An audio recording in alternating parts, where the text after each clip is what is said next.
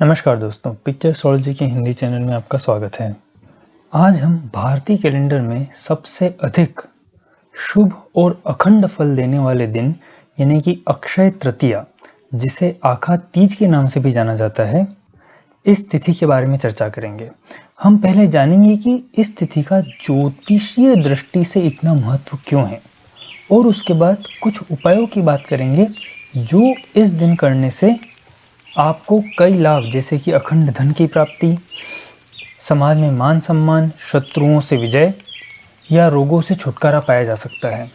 और हम ये भी जानने का प्रयास करेंगे कि क्या आज के दिन सोना या चांदी खरीदना सही में अच्छा होता है या कोई और उपाय हैं जो इससे बेहतर साबित हो सकते हैं।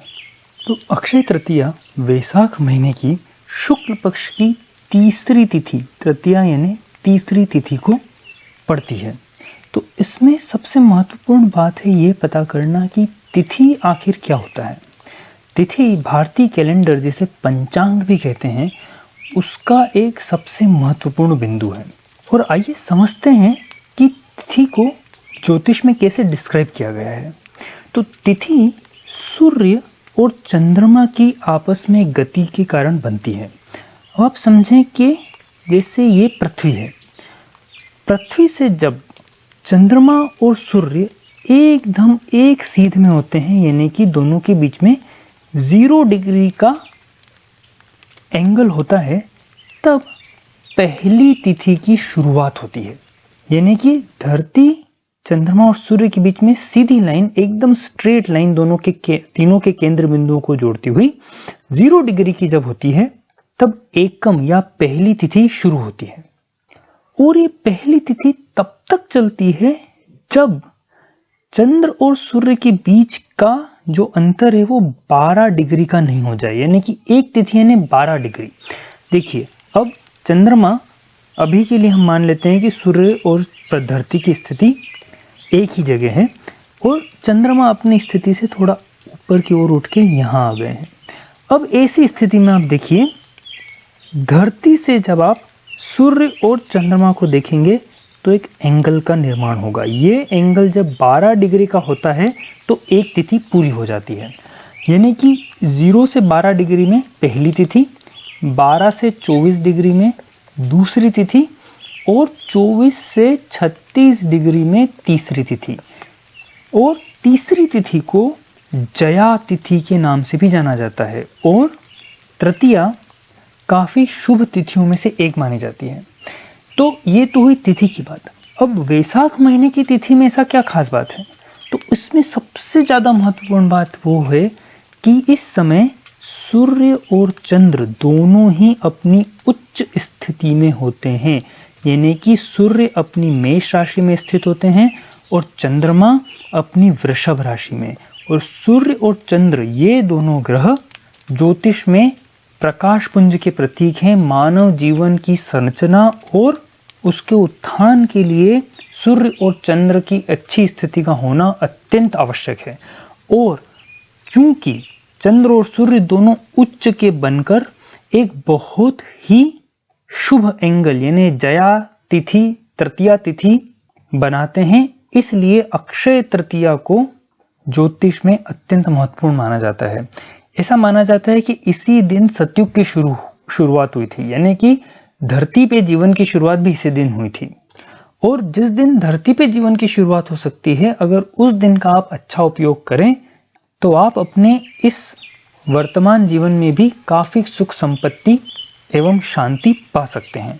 तो अब बात करते हैं कुछ महत्वपूर्ण उपायों की जो इस दिन करने से अखंड फल की प्राप्ति आप कर सकते हैं। तो सबसे पहले तो ये जानने कि इस दिन सोना चांदी खरीदना एक अच्छी परंपरा है, परंतु ये खरीदना जरूरी नहीं है। पहले के जमाने में, पुरातन काल में अक्षय तृतीया के दिन खरीदारी करने को इतना अधिक महत्व नहीं दिया जाता था जितना अधिक महत्व आप अपनी दैनिक जीवन की चर्या को सुधारने और किसी नए चीज या नई हैबिट या नए कार्य के प्रारंभ को दिया जाता था। तो इस दिन पूजा पाठ करने का, ध्यान, जप, योग करने का सबसे अधिक महत्व है। तो जिन लोगों को इस दिन धन की कामना या संपत्ति की प्राप्ति चाहते हैं वे श्री सूक्त का पाठ इस दिन जरूर करें और कम से कम 3 बार और हो सके तो 7 या 11 बार श्री सूक्त का पाठ करने से आपके आने वाले जीवन में सुख संपदा और धन की अखंड प्राप्ति के योग बनते हैं। अगर आप अपने ऑफिस में या जीवन में शत्रुओं से परेशान हैं तो इस दिन आदित्य हृदय का पाठ जरूर करें और 3 बार करें और यह पाठ सुबह सुबह 8 बजे के पहले कर लें तो सबसे अच्छा है और उसके पहले सूर्य को जल जरूर चढ़ाएं।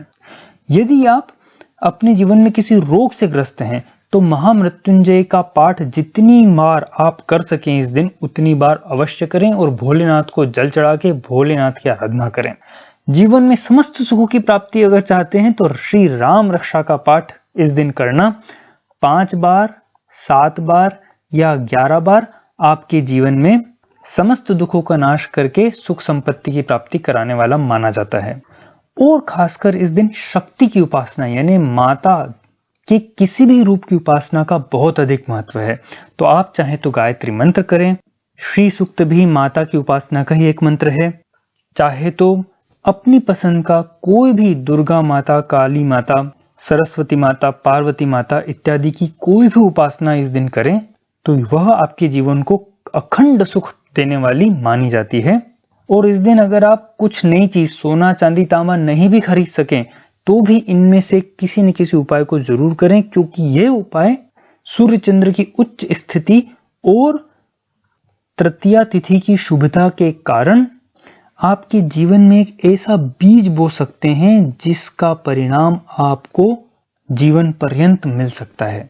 तो दोस्तों ये था हमारा छोटा सा विश्लेषण तृतीया तिथि और खास करके अक्षय तृतीया के बारे में। आशा करते हैं आपको इससे जरूर कुछ फायदा मिलेगा।